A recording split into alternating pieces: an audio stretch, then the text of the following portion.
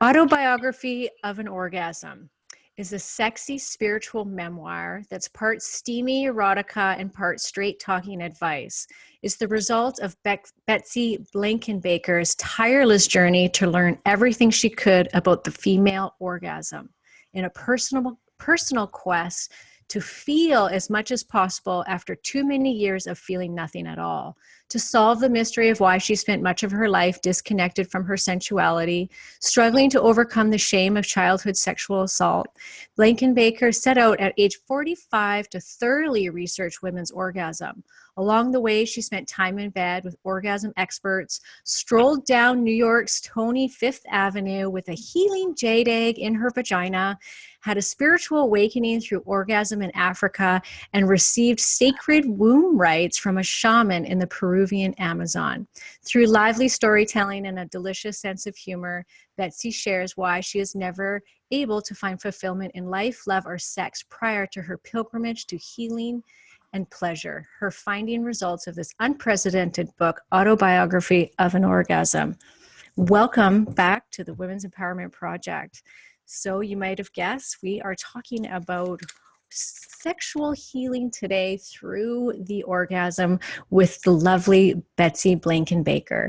She writes about sensuality and her path to enlightenment through the body. Her first book, Autobiography of an Orgasm, goes beyond the physical to the emotional and spiritual experiences of being a woman and a mother. Welcome, Betsy.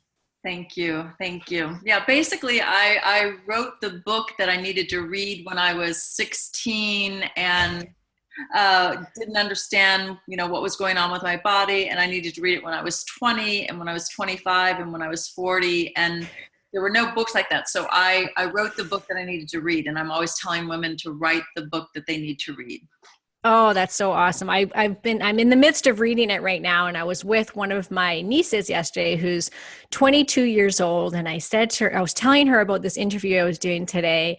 And she said, oh my gosh, could you please send me the name of this book? I'm really trying to explore my own sexuality right now and just my own body. And I was like, yes, I will. And it's so awesome that you're just willing to even open your mind up to read about this at such a young age, because you're going to be so grateful that you did. Yeah. One of my friend's daughters, who my friend had read the book, and her daughter wrote me a letter in the middle of the night. She said, I stole your book out of my mom's purse. She was 15. And she said, and I read through the night and then put it back in the next day. And she said, thank you for writing this book, because I realized I was already not appreciating my body and giving myself away to boys. And she goes, and now I'm going to, move forward with a new respect and reverence for my body. And I love, that's what I needed when I was 15, and then, she ended up having a great conversation with her mom, but we start with some of this, with the shame in our family of the things we don't talk about. And we need to start talking about it. Yeah. And, reading your book. So you started in the book, you go way back to when at first you discovered your body in not a great way. So can you talk a little bit how your experience was growing up when it came to sex and your body and everything else?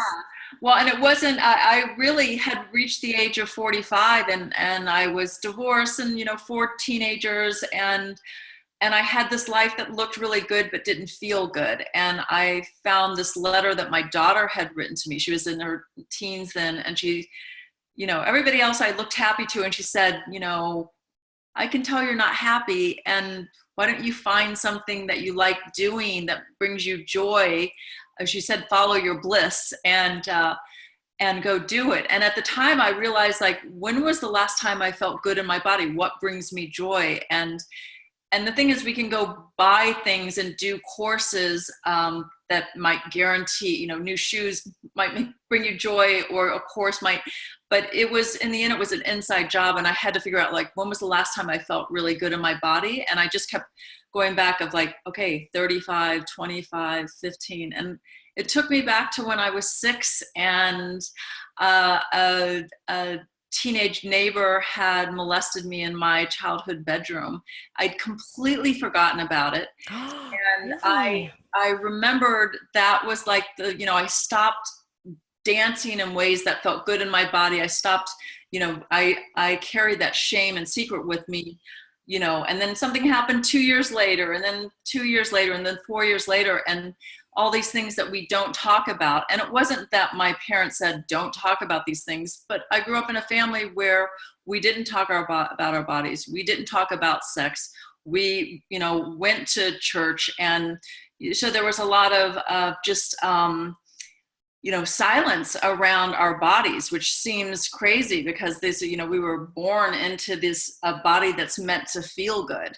Mm-hmm. And so at the age of 45, I did what my daughter said, go find your bliss. I don't think she meant, do orgasm research, but I quietly decided to start researching my body. It was like on a bucket list, can I have an orgasm? And I wasn't too sure because part of me thought, maybe something was wrong with me. I'd been told there was something wrong with me all those years, that I was depressed and when really it was that I had been silenced. And so I quietly started doing research. Oh, wow.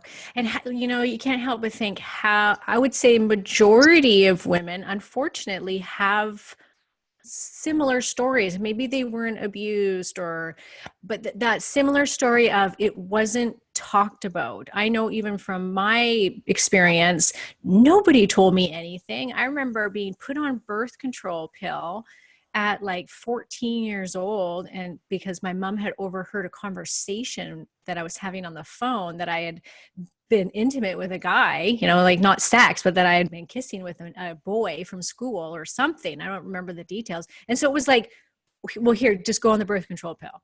And that was it. That was the only conversation I had about it with anybody. Yeah. I, at the time when my daughter wrote that letter, she was a teenager. And one of the things that really made me, pay attention was I thought I would hate if my daughter spent 40 years feeling like I did because I didn't model to her how to feel good in your body. And to do that, I had to, figure out a way, is it possible? And same with my sons. I wanted them to, to be open with them so that they respected women and they were reverent towards both women's bodies and also their own bodies. And once again, when I started my research, I never expected to write a book about it because it was, just secrets. And after 5 years, I was having, conversation with friends and realized that maybe it wasn't just me that was faking it. And so I wrote this book just basically saying all of the secrets about my life and shared, my sensual path. And I remember when it came out, my mother was very upset because I'd never shared anything with her. And she was concerned about what would people think. And I grew up in Indiana. It was very conservative. And one of my friends who wrote a positive review of the book went to a dinner party, and a woman there, said to him, Betsy's poor mother, poor, like I'd done the most shameful, here I finally discovered my body and felt good in my body. And then I was being shamed even more for speaking up. Oh. And, and so then I really had to look at our culture around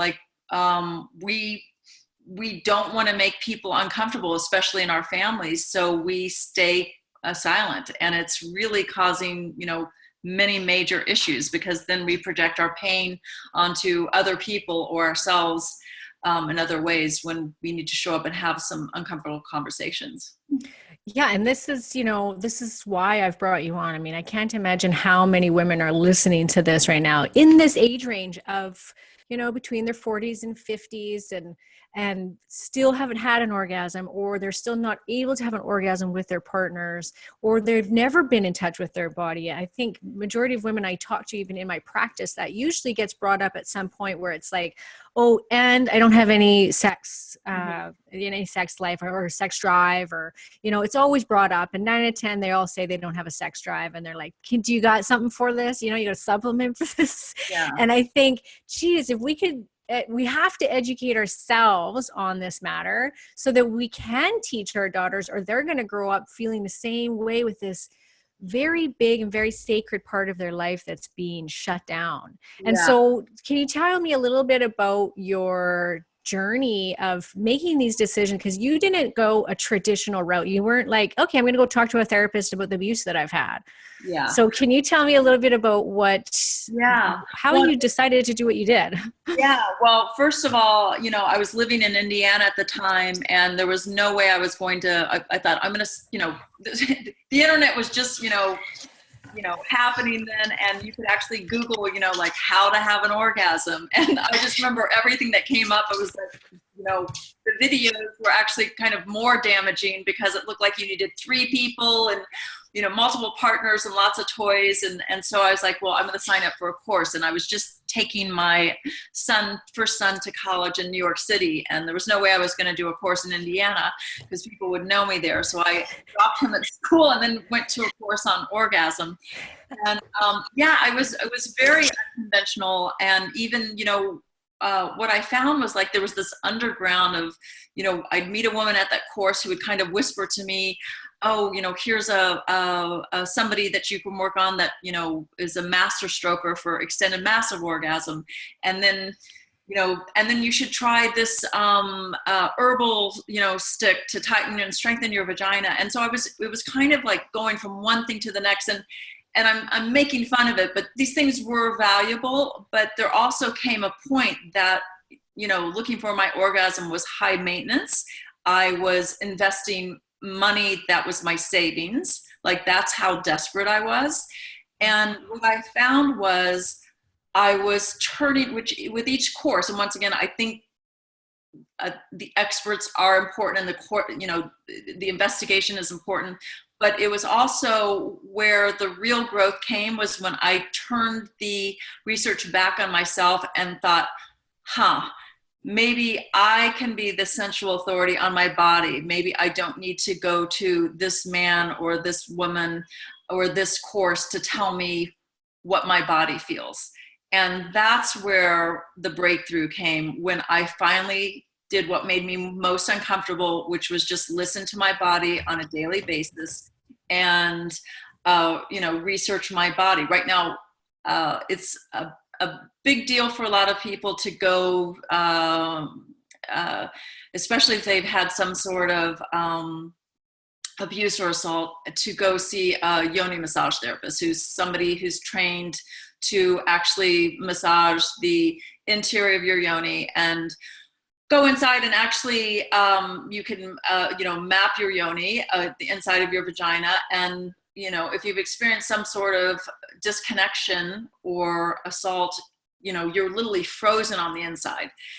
And I don't have an issue with it, but when you go to see somebody else before you're healed, it can cause more damage, or you can be attached to that person.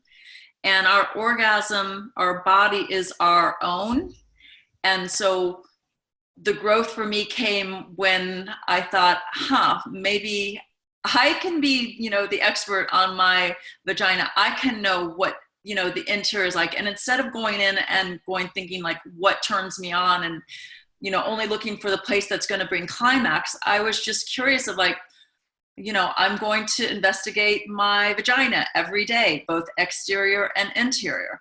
I'm going to commit to the same amount of time that I would spend on like going to get a pedicure, which is 45 minutes. I'm going to commit that amount of time every day to just exploring my own sensual body. And that's where the huge growth came from. Wow. And if somebody, we'll back it up here, because you took quite a while to get even to that place. And your beginning place is where I think a lot of women will probably be able to relate with, which is never even looking at your vagina until you were well into adulthood, and to actually look at it for the first time or touch it for the first time Yeah. was in your 40s, was it not? Like, Yeah, or in my 40s. I mean, I actually scheduled a date with myself in a in a hotel room in New York City because my room in Indiana didn't have a lock on it, and you have my bed there, with all the kids' photos. Like it wasn't like a real seductive environment. So I actually booked a hotel room in New York City and had this big revealing date with myself. And I remember at the time even feeling shame that I was doing that because I was trying to empower myself and heal myself. And at the same time, there was this shame coming up of like, I kind of felt pathetic too. And what was interesting to me was I had also, prior to this research, or along with the research, been going on, retreats to different parts of the world, to pilgrimages to India, pilgrimages to Turkey, to where Mother Mary was believed to spend her last years. I was going to search for the answers in all these holy places. And it really wasn't until like I just spent the time, that night doing this big reveal, looking at just the exterior of my labia, and then being surprised because it actually like looked good. For somebody who had so much damaging sex, I thought it was like a something damaged, and I had this moment of like I've been searching all over the world for these answers, and for the first moment I was like, when I could finally look at myself and go, oh, that's the truth of my body, that I was so afraid to look at myself. And I just really appreciated myself, and it didn't always feel good, but I was really retraining myself to feel good in my body, and and to look at myself without judgment. Yeah, I think it's to be expected then, if you're willing to explore, that there is going to be that, that initiate, that's going to may even last for a while, not just initially, but that feeling of shame and disgust and, oh, I'm going to look at my vagina. And it wasn't easy. It's not easy. I remember having to go through my own sexual healing and trying so hard to make sex beautiful again, because I had been sexually abused. And it was like, how do you do this when has only ever been bad? And it's a big step to take, but such an important one, because as you've discovered, and I want you to talk a little bit about this, just getting in touch with your sexuality and your sexual being and that energy, it opened up so much more in your life. It just wasn't about your sex life, was it? No, it wasn't. One thing was, it was the first time that I couldn't lie to myself when I was doing this research, because I would have to pay attention. Does this feel good? And if it doesn't feel good, then figure out what feels good. So you can't lie to yourself, during this. And so you even think about, outside of my own sensual research, then when I was making a choice to go do something during the day, it was like, does this feel good? If this doesn't feel good, why am I making the choice to do it? I mean, some things we have to do, like paying bills doesn't necessarily feel good, but we have to do it. But it also caused me to really look at, like, on a daily basis, was my life authentic? Where was I authentic in my life, and where wasn't I authentic? And all of a sudden I couldn't even tell a white lie, like, because you start telling your truth, and you can't just, do it in one area. And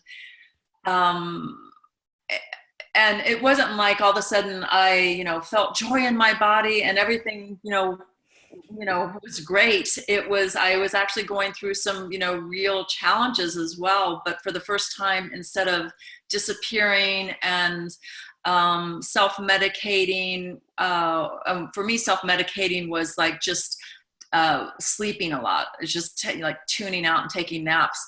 And I remember prior to the research, I had, gone to the doctor for depression, and, everybody told me what was wrong with me, and, gave me Prozac. And at that point I was like, I don't know if I'm depressed or is my vagina depressed. Like, I think we're medicated for symptoms, but it's not the root causes. And once I started, doing my own research, I, all of a sudden this heaviness of, depression lists, and was just living a more authentic life. And that takes courage, because a lot of us, for me, I didn't live, I lived a life of integrity, but it wasn't always authentic. I was giving myself away a lot. Yes, yes. And what was your sex life prior to your research, like with your husband? And Yeah. just so women can relate to how it was prior.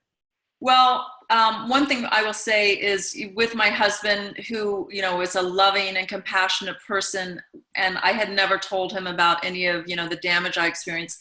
So he, I guess, was only as a good of a lover as I could take him there. And what you don't realize is, when our body has experienced trauma, so I had experienced both, assault against my body, abuse against my body, and at 40 years old, a rape by an acquaintance. And so even when I was married and with boyfriends, who were safe and weren't hurting me, my body still thought I was under attack.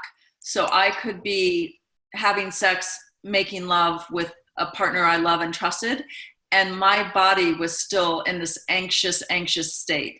So it was, for me, never really good. And I can't imagine in the end it was probably that great for them either, even though I would think that I had a pretty, good sex life, but I wasn't, I didn't feel good in my body, and I wasn't like excited to, to have a really sensual experience with my partners. Yeah. Yeah. I can definitely relate to that it's like you can put on the good show. Yeah. You're right. But yeah, when you have that sexual abuse, I went through the same thing because I had these horrible experiences with it. After that, even like you said, even with the lovers that were amazing partners and beautiful men that they were in love with me, it was re-traumatizing myself over and over again until I dealt with it. Yeah. Very, that's a sad thing. It breaks my heart just to hear us talk about it. I cried even in your book reading it, because I was like, oh, this is exactly how I felt about sex, about this shutdown that I had to self-preserve myself. I had to shut down energetically from the waist down, because I couldn't deal with it. Yeah, me too. And we realize, even in our world today, we, can be women who don't feel safe in our bodies, just by the bigger conversation that's going on in the world. And so, but it's up to us. We're not going to get all of the men to change right now. It's up to us to, it's up to me to do the work to make myself feel safe and to retrain my body to feel good. Because what happens when we are under attack is the actual physiology of our body changes. And like I said, to be in that fight or flight state. And with my research, what I was doing was calming my central nervous system on a daily basis, just slowing down, listening to my body, tending to my body. And also when you, during orgasm, and when I say orgasm, yes, I'm talking about that moment of release, but I'm also talking about everything that leads up to it. So we're not just focused on the end result, we're focused on everything. And what happens is it's flooding your body with those feel-good chemicals. So what's interesting is, after all this research, and even for a year, after that first book came out, for a year, I decided to not be with any partner, and, no toys, nothing, just myself, to understand my body. And it ended up being the most sensual year of my life. I was with nobody except myself. It's the most sensual year of my life, most creative year of my life, the happiest year of my life, and the healthiest year of my life. And when I say happy, it's just that that just the day-to-day contentness. But it's because I was nourishing my body in the same way that we would, tend to, I don't know, even a plant. It just was, I was giving myself life. And I don't want people to think, oh, Betsy was in bed for hours every day, just having orgasmic experiences. It wasn't that. It was like really deeply appreciating my body. And that's something, nobody else can do. That reminds me of a part that you talk about, which is the orchid experience and the importance of the self-care and the self-talk that we have. Can you talk a bit about that? Yeah, it was interesting. I wasn't going to put that story in the book because it seemed like a little crazy. And then a friend said, no, that belongs there. But I had, at a really low point of my life, when I had a major disappointment with my family and divorce, and I had an orchid that was nearly dead in my house. And so I just started to throw it away. And when I pulled it out, I was going to actually save the pot, but throw away the plant. And I pulled the plant out of the pot, and I noticed under the dirt, it was still green. There was it was alive on the bottom under the dirt. And for some reason, I put it back in the pot. I got the places under the dirt that was still alive. I watered them very carefully. And I took it and I put it next to my bed. And before I went to sleep, I said, I love you. And to the orchid, and I don't know, like I was not even like loving myself at this point. And then I woke up the next morning, said good morning to the orchid, said, I love you. And I kept just like, committing every day to this orchid and tending to it and giving it just enough water, but not too much. And after probably 6 weeks, some little bud started sprouting up, a little stem started sprouting up, and it had come back to life. And within 3 months, it had fully bloomed. And it really made me think about like what my thoughts were about myself and my body. And even when we're in a place of, not feeling great because of something, a challenge going on in our life, or a loss or grief, we can still send loving thoughts to our body. It doesn't mean, sadness and grief isn't there, but we have to really appreciate our body. And yeah, that orchid story, it really made me pay attention to how I talk to myself. Well, yeah, and you referred to an actual scientific study that was done which I've never knew that either. And it was like we're 70% water in what was the scientific research again? It was a guy that was doing something with water. Water, and water holds intention. So there's a Japanese writer and scientist, Dr. Emoto, who took bottles of water. You can Google this, and he put the words love on one bottle, and the other bottle he would put the words like hate or ugly.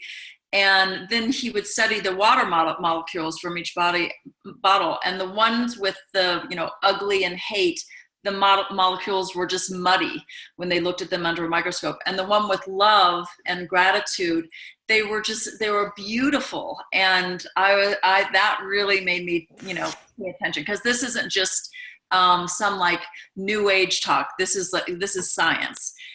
And I will say my follow-up book, Beyond one thing that happened to me, this was last September, now I really deeply appreciate my body. I start every day with a self-massage and end every day with a self-massage. I was at a wedding on a houseboat in the middle of a lake, and I was sleeping by myself on the top deck at one night, and woke up feeling like I had food poisoning, and tried to make it downstairs and ended up collapsing. I was in anaphylactic shock. I had fallen asleep, and there was a nest of fire ants, and I'm allergic to fire ants. So I was in and out of anaphylactic shock all night long. I probably shouldn't have survived this. But what was so interesting, because I'd been doing all this healing research around my body, was every time I would come to, I would say to myself, you know how to heal, you know how to heal. Instead of being like, I'm going to die, I'm going to die, I'm going to die. I just, I had retrained myself to go, you know how to heal, you know how to heal. And 7 hours later, I came out of it, was able to crawl to my roommate's room, and we went to the hospital, but I survived that. And I don't think I would have survived it if it had happened 10 years earlier when my body was just muddy cells. Amazing. I love that so much. So that's just, for those that are listening, that is such proof that what we say to ourselves, because we are made up of mostly water. It's why we're so in tune with the moon and the tides. And, there's lots of different science behind all of that, but that what you're saying to yourself on a daily basis is affecting your physiology. It does affect your body. And that's so key, I think, to know that. Mm-hmm. Amazing. So, okay. So tell me a little bit about a little more of just the Koya, I don't know how to say it properly, Koya. Yeah. Because that was a big part of the healing journey too. And I'm just wanting to give our listeners just, a few ideas of if they want to go and explore what we're talking about. Obviously, read her book first, because she does have so many amazing tips in there. And one of the things that Betsy does is she goes to Koya classes, which I have now researched, and they look amazing. So can you tell me a little bit about that? Yeah, Koya, it's Qoya, and the website is koya.love, and there are free classes online, and we have teachers all over the world.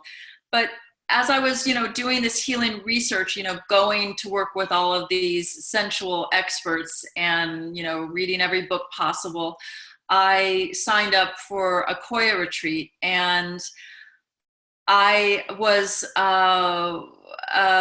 was, I thought I was kind of going to a retreat where, I was doing Koya every day and, lose weight, feel good. And the first Koya class, it was a combination of breath work, dance, yoga.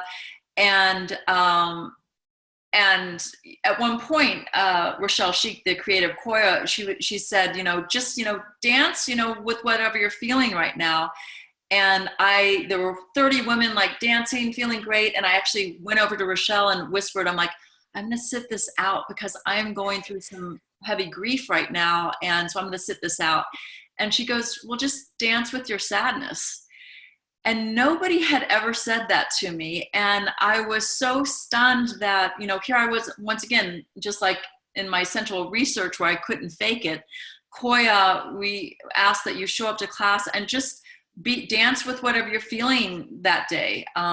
You might have come to class and had a really good day. I might have just gone through, a loss of a friend. And so dance with whatever you're feeling. We always say there's no way to do it wrong. And you're doing it right is when it feels good in your body. So if we're doing a hip circle, your hip circle might feel good, really big, and mine might feel good, going slower. So it's, once again, instead of moving how we think we're supposed to move, or moving like the teacher or the girl next to us that we think looks better than us, it's tuning in to that little girl within who always would, feel good in her body when she was dancing with her friends. And surprisingly enough, Koya, was as much part of my sensual healing as exploring my vagina, because Koya was asking me to tune into my body, with each movement. And so it's asking me to be authentic, asking me to check in with my emotional truth. And I now lead Koya retreats all over the world. And it's, when people read the book and say, well, yeah, I'm ready to heal, what are the 3 things to do? One of the first things to do is do you want to take a dance class or a painting class? What's that one part of your creation that's missing? And, or a writing class. Writing was as important to my healing as other things. So it's tuning into that place where, we're feeling really, really authentic. So, we always think we've got to go to the doctor and they're going to tell us the way to, figure it out. And instead we ask that you feel it out.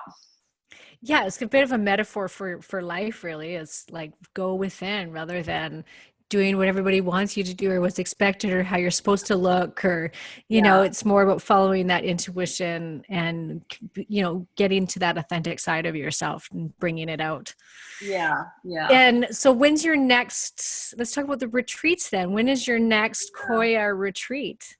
So my next Koya retreat is October in Bali, and it's at Soulshine Retreat Center, which is singer Michael Franti's has created this beautiful retreat center in Bali. This will be my second retreat there.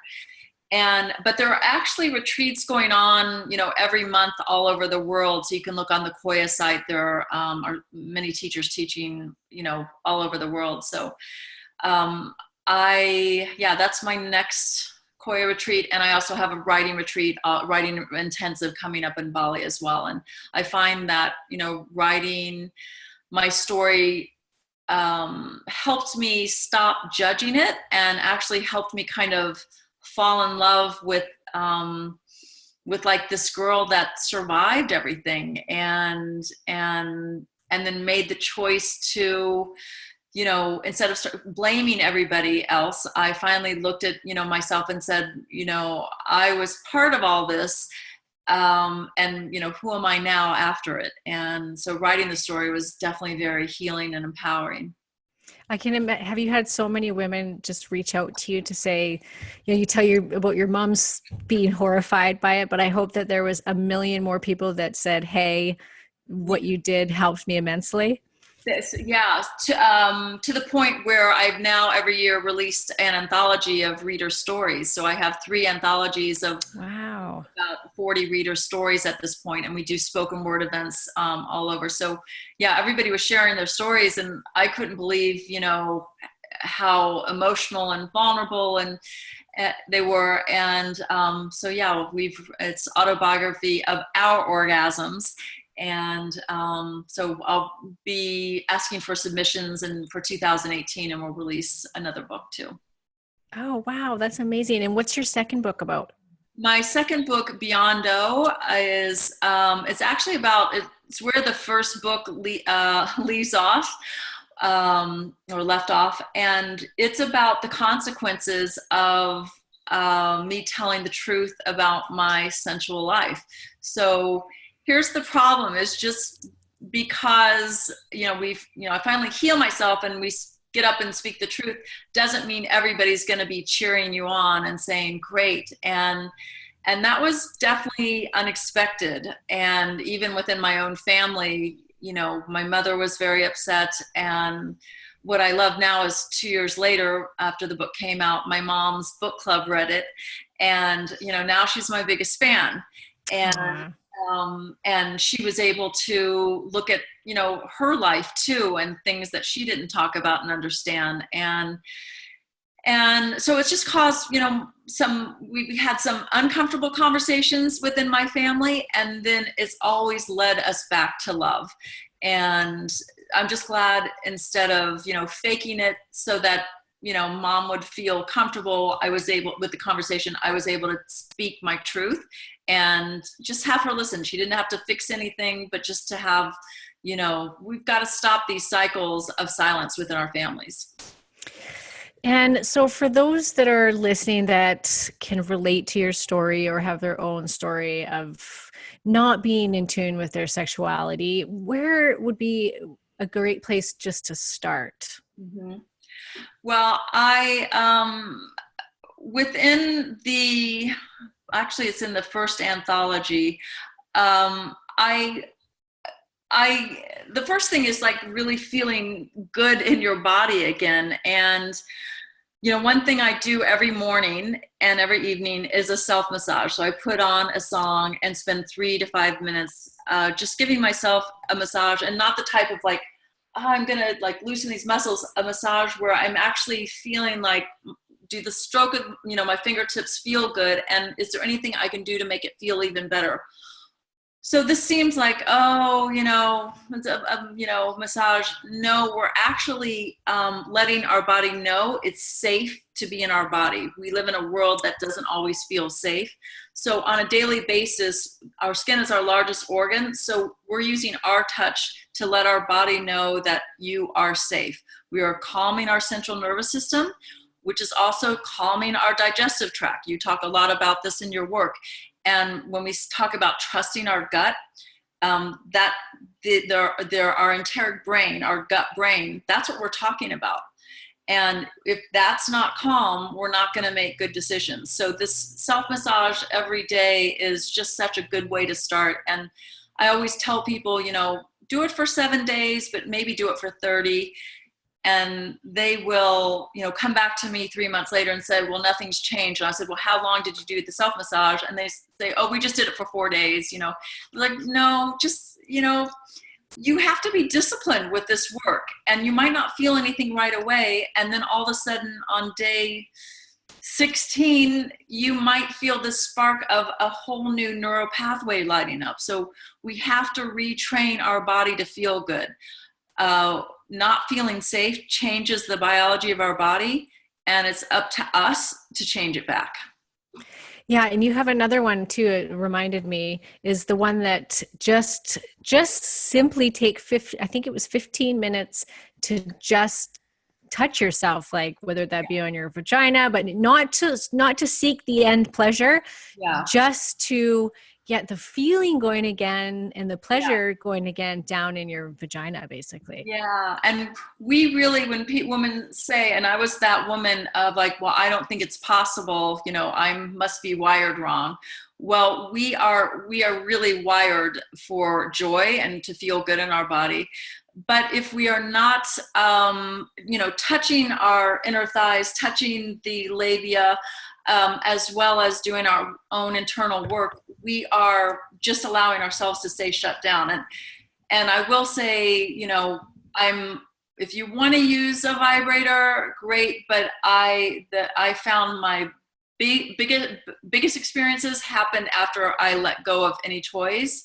And I was able to take myself way beyond that I ever experienced with a partner or a toy.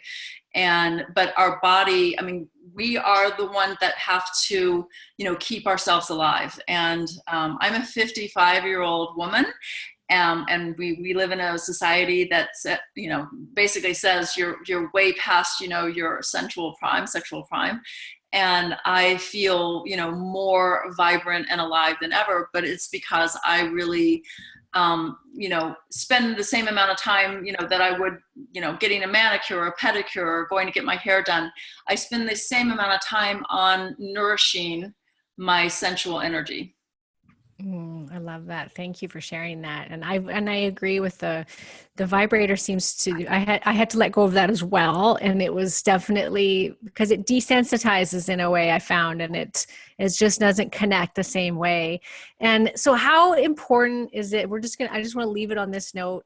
How important is it that women explore this side of themselves instead of brushing it away, thinking it's not something they're interested in? Mm-hmm. Well, our orgasm is our body's natural way to express itself. So if you are not exploring your sensual body, you are silencing your body. You're part of your own, keeping yourself silenced. So the thing is, we have these ideas that we see in the media, in movies, or, we have these ideas around sex, and it doesn't have to, look like that. But the idea is like what feels good. And we live in a world that really doesn't want women to feel good in their bodies. So this is just a revolutionary act of to, claim yourself and to not be, scared of your body. So it's just really important that this is just part of our way to express ourselves. So I can't, I wasn't, leading retreats. I wasn't writing books until I allowed my body to express itself. And it's interesting, once, you allow that to happen, you liberate that, you just don't know like what other areas are going to happen. And I'm living a life that's kind of beyond my wildest dream. But it started with liberating my sensual energy. Amazing. I just had a woman on too that she's a doctor in sexual research, I think it was. And she was saying, as we get older, our clitorises are actually grow Mm-hmm. and on the inside, like Yes. behind it. And she Yeah. says we actually get more pleasure as we age as women. And there's like 8,000 nerve endings in the clitoris, and Yeah. you can have these G-spot orgasms. And she's like, we get older, we want more. Yeah.